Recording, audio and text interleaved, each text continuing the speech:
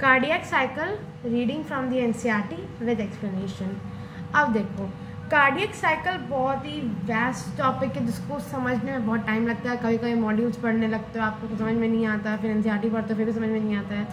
तो चलो समझते हैं क्या होता है, कि मेरे को भी बहुत टाइम लगा था तो समझने में। 2-3 बार मैंने समझा इसको, तब जाके मेरे को समझ में आया कि एक्चुअली में होता क्या है। हम एनसीईआरटी के साथ इसको पढ़ेंगे, ठीक है। Now, how does the heart function? Let us take a look. To begin with, all the 4 chambers of the heart are in relaxed state. That is, they are in joint diastole. ठीक है, चालू करने के लिए ऐसे नहीं कि हमेशा joint diastole में वहीं से चालू होगा, नहीं। To begin with, आपको समझाने के लिए हम joint diastole condition मान लेते हैं, जहाँ पर क्या होता है, diastole क्या होता है, relaxation phase होता है, ठीक है। As the tricuspid and bicuspid valves are open, blood from the pulmonary vein and vena cava flows into the right and left ventricle, left and right ventricle, sorry। समझो ये line क्या बोल रही है कि जॉइंट डायस्टोल का phase है, ठीक है। जॉइंट डायस्टोल हुआ, अब ब्लड हमारा क्या बोलते हैं, पल्मोनरी वेन में है और एक वेना कावाज में है।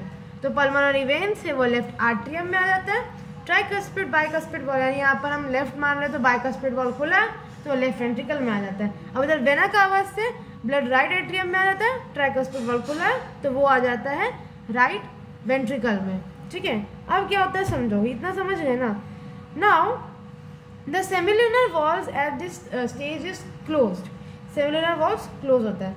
नाउ द सैन यानी साइनोएट्रियल नोड, जो कि राइट एट्रियम के पास में प्रेजेंट होता है at the top most corner, जहाँ वेना कावा की ओपनिंग होती है बस वहीं पर प्रेजेंट होता है सैन, ठीक है। वो क्या करता है, एक्शन पोटेंशियल जनरेट करता है, ठीक है। ये एक्शन पोटेंशियल जनरेट करता है to stimulate both the atria. Action potential generate करने से क्या होता है कि जो एट्रिया होता है वो दोनों एट्रिया कॉन्ट्रैक्ट हो जाते हैं, तो बाकी जितना भी ब्लड प्रेजेंट होता है वो वेंट्रिकल में ड्रेन आउट हो जाता है, ठीक है। तो increase the flow of blood by 30%। The action potential is conducted to the ventricular side by AVN and AV bundle from where the bundle of is transmitted through the entire ventricular musculature। तो SAN से ये ventricle में transfer होने के लिए, ठीक है।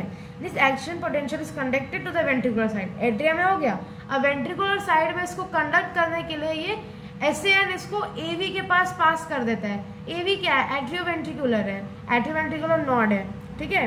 अब हार्ट का डायग्राम अपने सामने रखो ताकि इसको समझ में आ जाए। AVN, और फिर वहाँ से क्या होता है, एट्रियोवेंट्रिकुलर नोड से कुछ बंडल्स निकलते हैं जो कि हैं बंडल ऑफ फिश।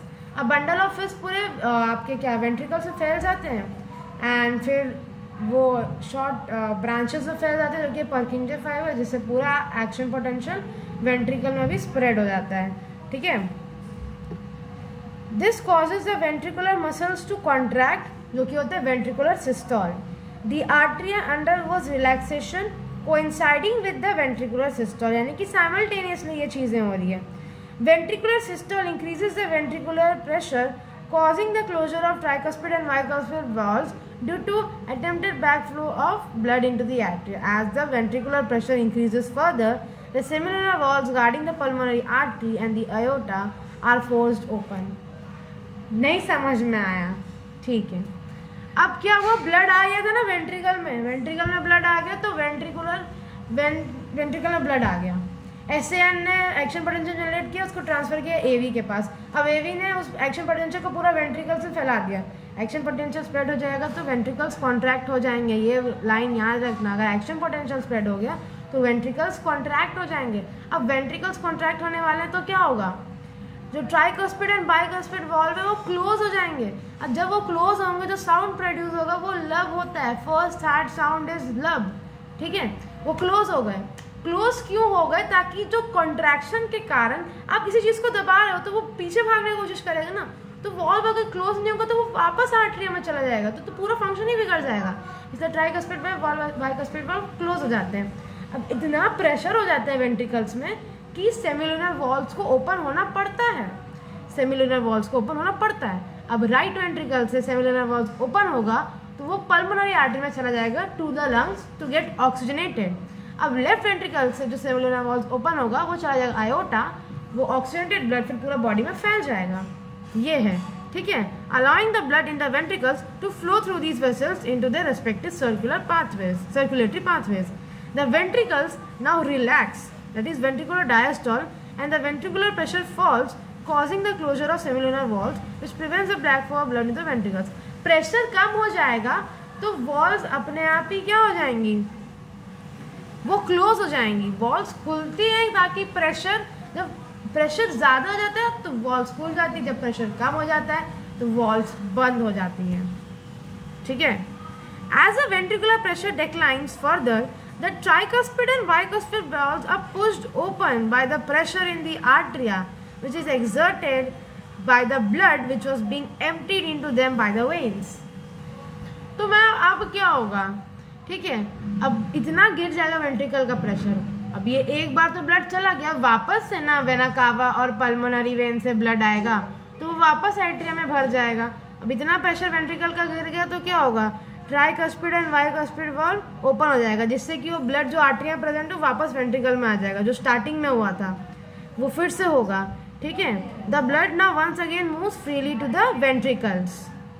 फिर से the ventricles and atria are now again in a relaxed joint diastole state as earlier. Soon the SN generates a new action potential and the events described above are repeated in the sequence and the process continues. Last step नहीं समझ में आया है ना.